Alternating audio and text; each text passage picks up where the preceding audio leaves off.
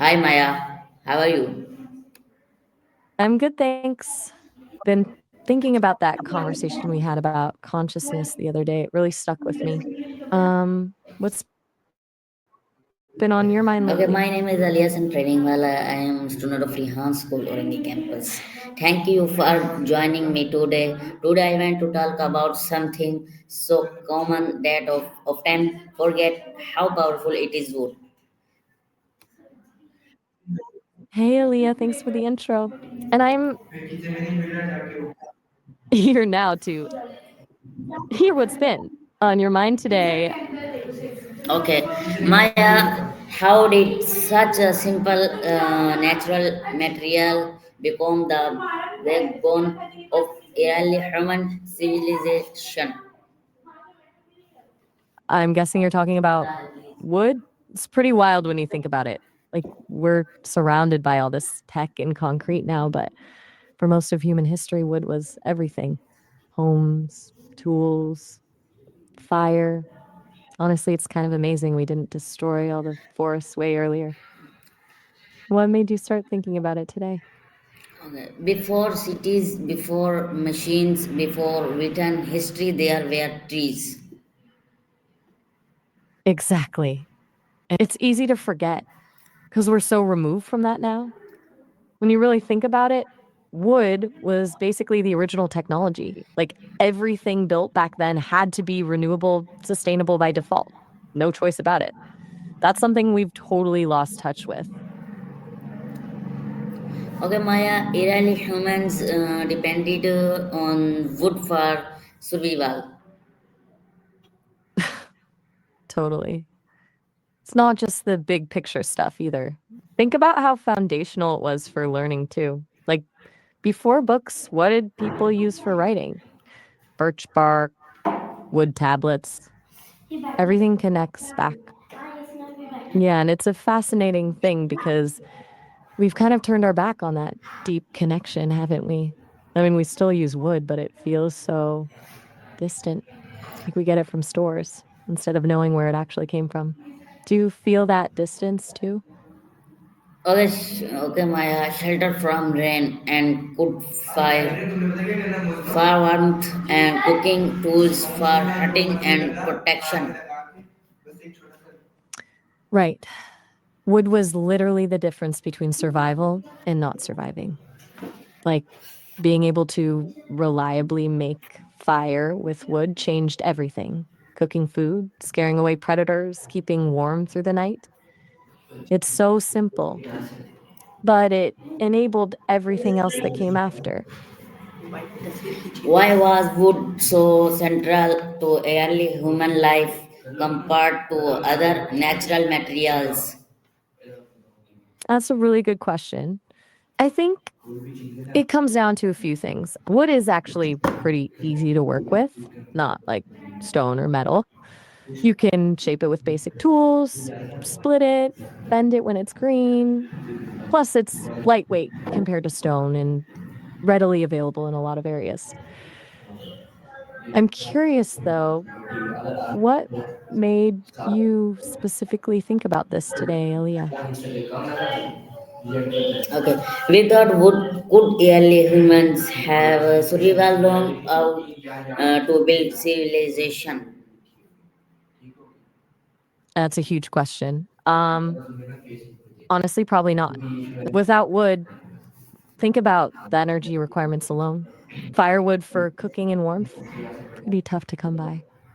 You'd be limited to areas with very specific resources that could replace it, maybe certain kinds of caves for shelter, but even those aren't everywhere. Wood gave early humans the ability to build in more places, move around, and adapt better. Okay, Maya, can we call wood the first human technology? That's actually a really solid way to put it.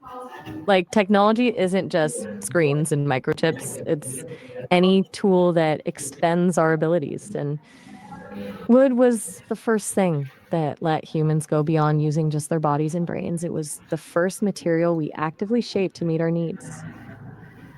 You're making me rethink how I see everyday objects suddenly. Okay. Spare color bows, hails, blows, birds all born from wood. Mm, right. Wood was essential for making clothes, and we got fire from it. Hunting weapons, shelters, basic tools, everything comes back to it. Do you think our deep connection to wood still impacts us today, even though we don't consciously think about it? Okay. How did shaping wood help human understand tools, design, and innovation? That's a really insightful point. Working with wood would have taught people about different types of wood, grain patterns, how to split it in specific ways, how certain shapes held up better. That's problem solving. Plus, learning to make something functional from raw material is design. They weren't sitting down and brainstorming like we do, but every hammer or shelter they made was an experiment. Okay. Uh, It's like the original version of form follows function. You figured out how to build with what you had available. That's innovation right there. And I bet it laid the groundwork for future approaches to problem solving. okay, Maya, wood did not just help innovation, it helped build communities. I think there's something there, but I'm not quite following the connection. Could you explain that a bit more clearly? Are you talking about how working with wood might have helped with things like problem solving? Okay, Maya, wooden homes, fancies, meeting space, and fire brought people together. Yeah, absolutely. Those spaces around the fire would have been where knowledge was passed down, stories were told, and society really took shape.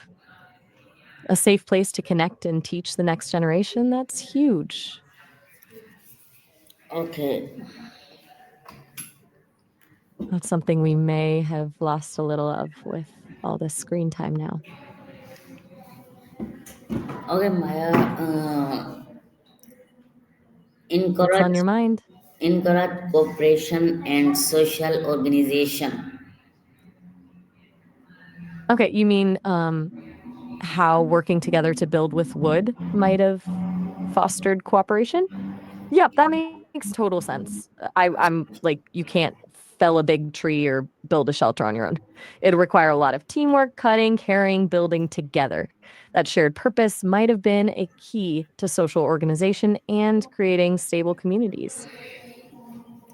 Okay, Maya, many ancient civilization concentrate treats great. It's true. Forests became centers of mythology, spiritual beliefs, and even power structures. Cultures probably started to see trees as sacred in some way because they provided everything. So there'd be this natural reverence alongside utility, and like this deep seated recognition that forests were essential to their lives.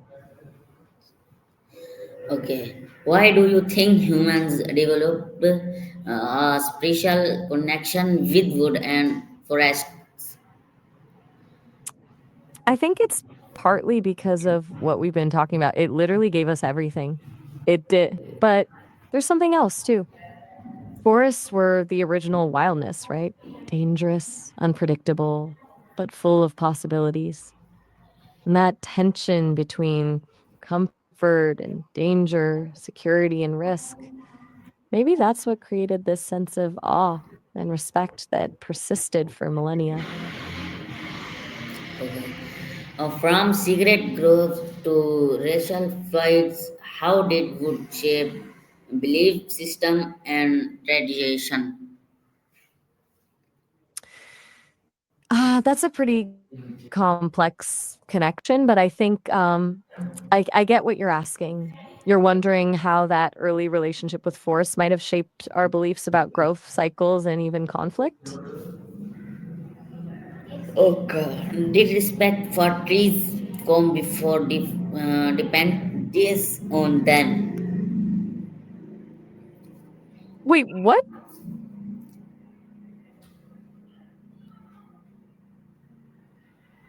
Did respect for trees come before dependence on them? Oh, I see. Respect before dependence. Yeah, I think you're right. That makes way more sense. But it's like you can't build civilizations with wood unless you understand it's precious and limited or it all disappears really quickly. We lost something essential when we forgot that.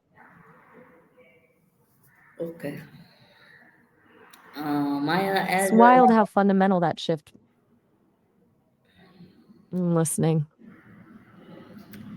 as civilization grew, wood became even more important.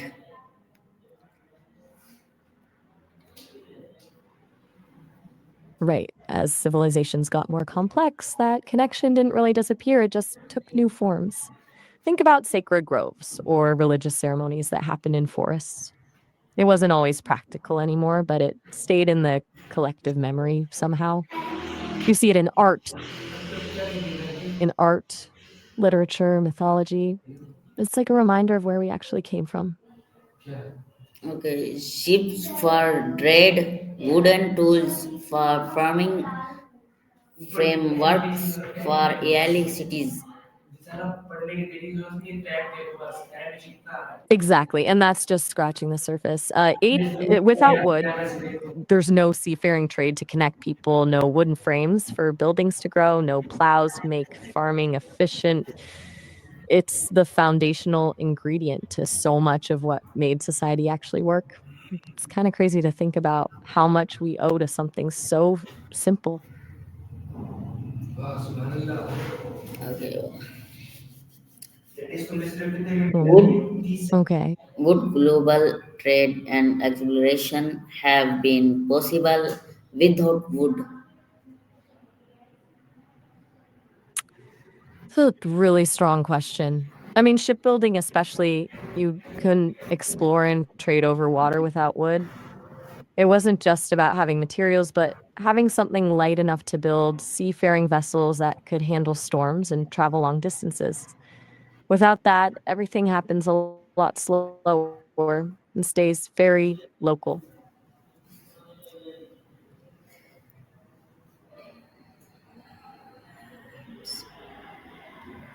Maya, at some point, human relationship with wood changed. Wait, are you saying woodland? Like the relationship with woodlands at some point changed? What were you thinking? Okay, from respect to ours, from balance to exhibition.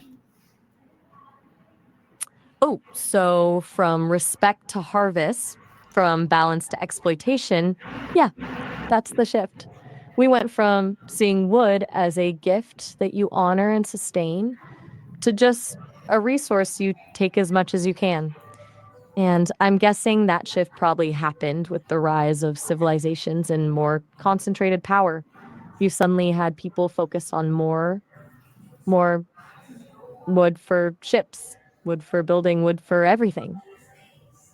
Okay, my next question. Why do you think humans began to forget that wood comes from living systems?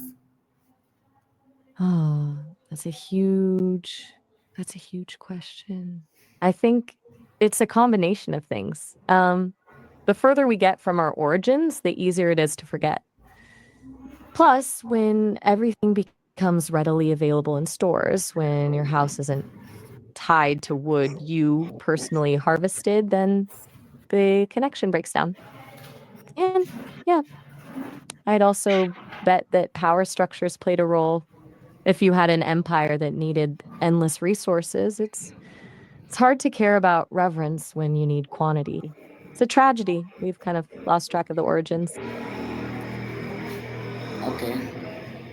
Progress without respect creates imbalance. Now, that hits on something really important. It's like we've gotten really good at solving problems without understanding the underlying systems we're messing with. We get excited about progress, building bigger, faster, more. But if we disconnect from where things actually come from, it's unsustainable. It always catches up eventually. Okay. In a modern Ah, world, in a modern world what of did you say? steel, plastic, and concrete, what can wood still teach us? Oh, I think I got you. You're saying in the modern world with things like steel and plastic everywhere, what can remembering our connection to wood teach us?